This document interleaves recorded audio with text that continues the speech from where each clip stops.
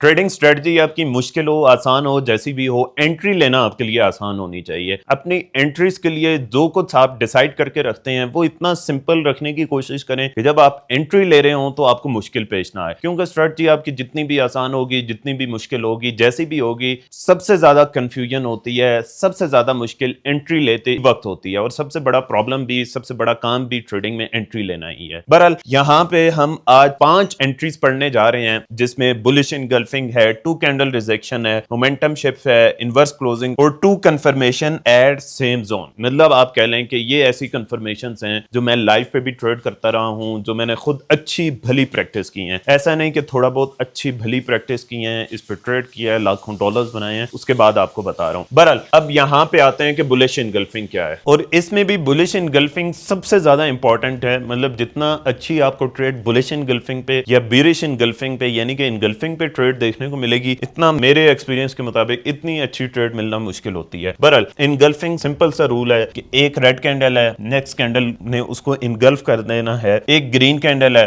Next red candle उसको engulf कर देगी। ये एक्चुअली होता क्या है, अब देखें, सपोज कर लें कि ये बाय में इसको ले लेते हैं, फर्ज करें ये हमारे पास 1 आवर में। अब जनरली होता क्या है कि इसी को जब हम 5 मिनट में, 3 मिनट में या 1 मिनट में ओपन करेंगे तो जाहिर है ये इस तरह का पैटर्न वहां पे बन रहा होगा, यानी कि ये एक हाई होगा, पहले मूव नीचे आ रही होगी। एक्चुअली होता क्या है कि इस जगह से तेजी से मार्केट नीचे आई है और यहां से जाहिर है ऑर्डर्स स्टार्ट हुए थे इस जगह से। तो जब इनगल्फ कर रही होती है नेक्स्ट कैंडल, तो एक तो इस जगह पे ज्यादा ऑर्डर्स आए होते हैं और दूसरा इस जगह पे भी ज्यादा ऑर्डर्स आए होते हैं। इस जगह ज्यादा ऑर्डर्स इसलिए आए होते हैं कि इस एरिया को उसने इनगल्फ करना होता है, और इस जगह पे पहले सेल के ऑर्डर्स होते हैं, तो चांस होता है कि कुछ लोग यहां से सेल करें और कुछ उनके सेल स्टॉप्स भी हों। तो इसलिए यहां पे जब ज्यादा ऑर्डर्स आते हैं, इसीलिए ये एक तरह से ऑर्डर ब्लॉक भी कहलाता है और इनगल्फिंग भी इसे कहते हैं। तो ये बहरहाल सबसे ज्यादा यूज होती है, मतलब मेरे मेथड में तो मैं सबसे ज्यादा इसे यूज करता हूं, और वैसे भी ये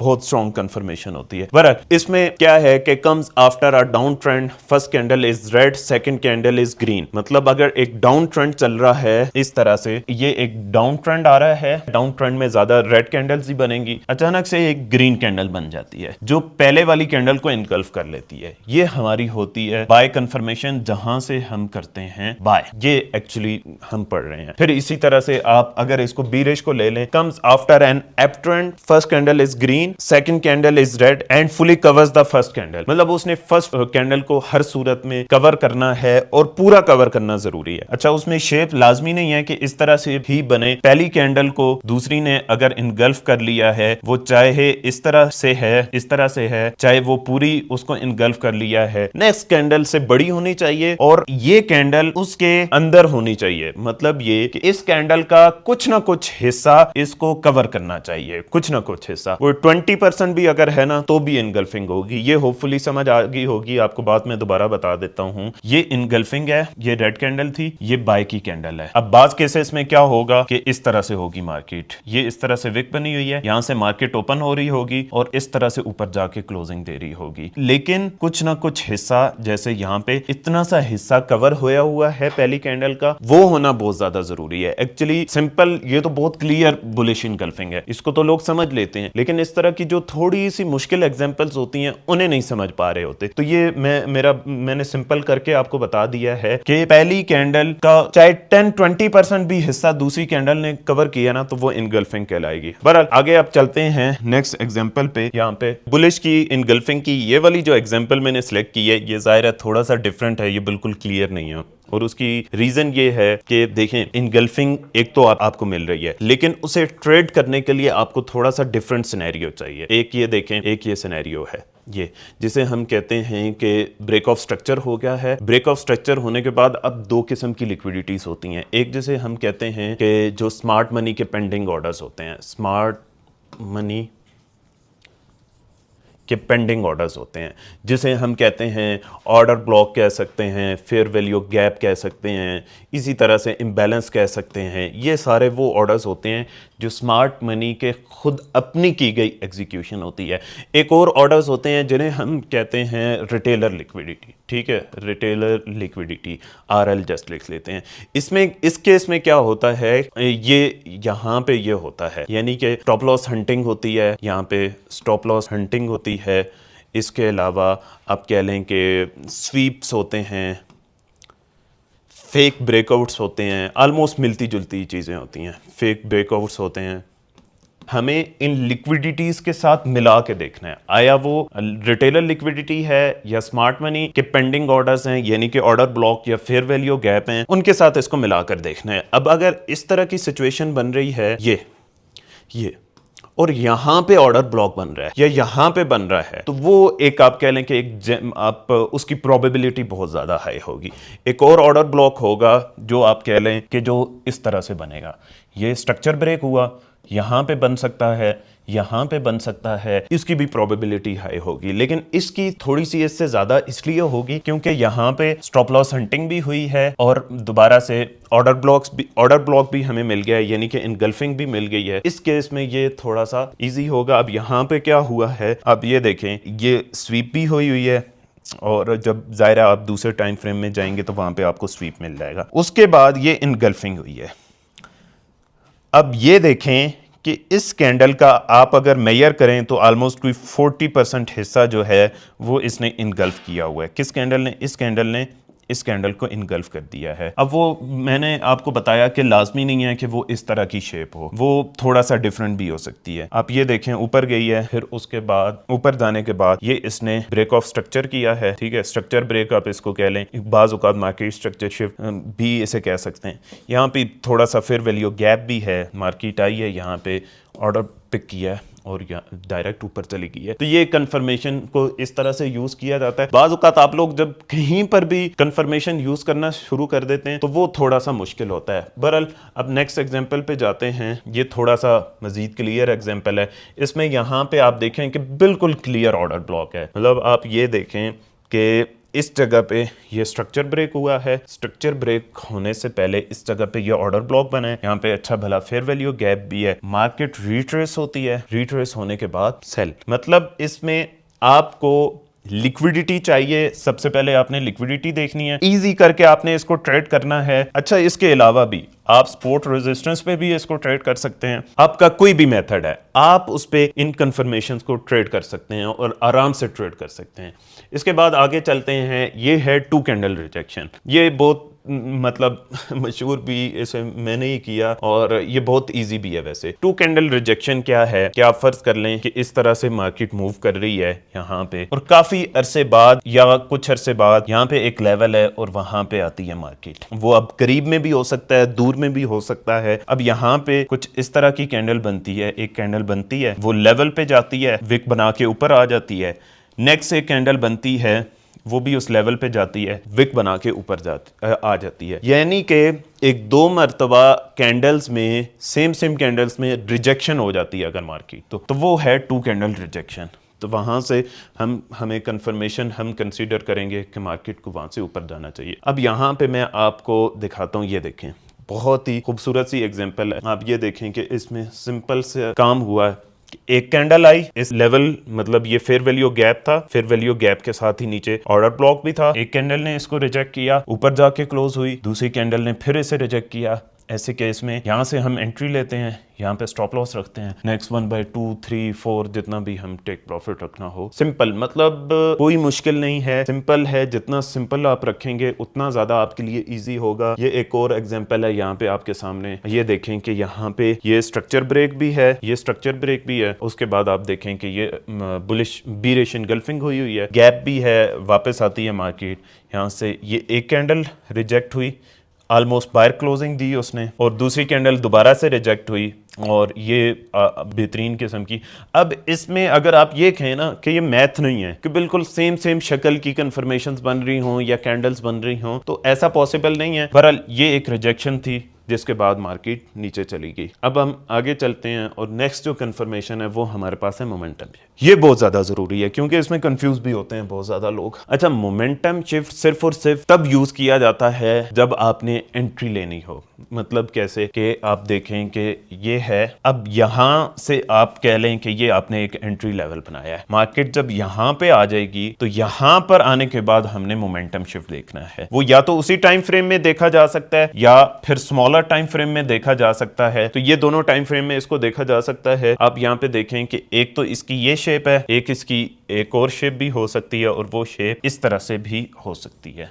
इसकी मतलब 2-3 शेप्स हो सकती हैं। मतलब आप इसको बीरिश में कर लेंगे। अब यहाँ पे क्या है कि लिक्विडिटी स्वीप भी हो गई है, स्ट्रक्चर ब्रेक भी हो गया है, फिर एक और केस ये वाला है जिसमें मार्केट नीचे गई है और स्ट्रक्चर ब्रेक उसने कर दी है, यानी कि मार्केट स्ट्रक्चर शिफ्ट हो गया है इस किसी लेवल पे या यहाँ कहीं पे। फिर वैल्यू गैप आपको मिलता है, ऑर्डर ब्लॉक मिलता है, वहां पे आप वहां से डायरेक्ट ट्रेड लेंगे। इस केस में कोई कैंडल ये वो इस तरह की कंफर्मेशन हम नहीं देखते। मोमेंटम शिफ्ट के केस में हम डायरेक्ट ट्रेड एग्जीक्यूट करते हैं। बहरहाल यहाँ पे आ जाएं, अब इसकी एग्जांपल देख लेते हैं।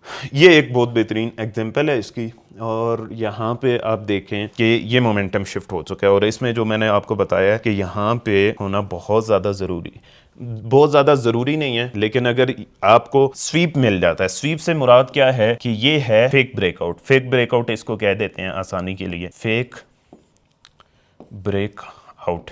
ठीक है, फेक ब्रेकआउट वो मिल जाता है। उसके बाद अगर स्ट्रक्चर ब्रेक होता है, यानी कि ये मोमेंटम शिफ्ट है, ये भी मोमेंटम शिफ्ट है। इसके बाद मार्केट रिट्रेस होती है। जो एरिया ब्रेकआउट हुआ है, यानी कि ये एरिया ब्रेकआउट हुआ है, यहां से लेकर यहां तक का जो एरिया होता है ना पूरा, आपको मैं मजीद ईजी करने के लिए इसको आसान करके बताता हूं। ये पूरा एरिया जो ब्रेक हुआ है उससे लेकर ये जो पूरा बेस एरिया होता है ना, इसके दरमियान में आपने एंट्री लेनी होती है। वहां पे आप कोई सपोर्ट रेजिस्टेंस फाइंड कर सकते हैं, गैप फाइंड कर सकते हैं, ऑर्डर ब्लॉक फाइंड कर सकते हैं, फिर वैल्यू गैप फाइंड कर सकते हैं। फिर वैल्यू गैप ज्यादा बेस्ट रहता है। फिर वैल्यू गैप आपको वहां मिला, आप नीचे स्टॉप लॉस लगाएंगे। ठीक है, नीचे स्टॉप लॉस लगाएंगे। नेक्स्ट वन बाय, ये देखें नेक्स्ट वन बाय, आगे आप सिचुएशन देखें कि क्या है। तो मोमेंटम शिफ्ट इजी बहुत है, लेकिन इसको एक तो ट्रेंड की डायरेक्शन में देखें, और अगर ट्रेंड की डायरेक्शन में नहीं है आप फिर लिक्विडिटी स्वीप, या आप कह लें कि आसान करके बताऊं तो आप फिर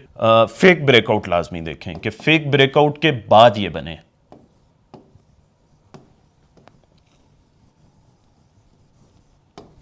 फेक ब्रेकआउट के बाद बनना जरूरी है। बहरहाल अब आगे आ जाएं।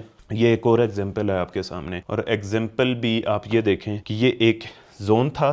जोन में आने के बाद क्या हुआ यहाँ पे कि इसने फिर एसएल हंटिंग की उसी टाइम फ्रेम में जाके। ये हम इसको लिक्विडिटी स्वीप या फेक ब्रेकआउट का नाम दे देते हैं, लिक्विडिटी स्वीप कह देते हैं, इस जगह सिर्फ स्वीप लिख देते हैं। और आप ये देखें कि वापस आई है, ये इसने लो ब्रेक किया है। अच्छा, मोमेंटम शिफ्ट में एक और पते की बात है, वो ये है कि मोमेंटम शिफ्ट कौन सा एरिया नीचे ब्रेक होगा तो आप उसे मोमेंटम शिफ्ट कहेंगे। स्वीप के केस में जो इस एरिया से ऊपर जा रही है और उसने फेक ब्रेकआउट दिया है, जिस एरिया से ऊपर जा रही है और उसने ये फेक ब्रेकआउट दिया है, उस लो को जब मार्केट ब्रेक कर देगी ना, तो हमारा मार्केट मोमेंटम शिफ्ट या मार्केट स्ट्रक्चर शिफ्ट या ये बनेगा। ये इसने ये ब्रेक किया, फेक ब्रेकआउट दिया, फिर वापस आई, इस लो को ब्रेक ना करती तो हमारा मोमेंटम शिफ्ट ना बनता। अब आप देखें मोमेंटम शिफ्ट हुआ, उसके बाद ये फिर वैल्यू गैप था, ये पूरा एक ऑर्डर ब्लॉक है। मार्केट आती है यहाँ पे, डायरेक्ट इन ऑर्डर ब्लॉक्स वगैरह से डायरेक्ट ट्रेड ली जा सकती है। स्टॉप लॉस दायरा आपने ऊपर रखना है और ये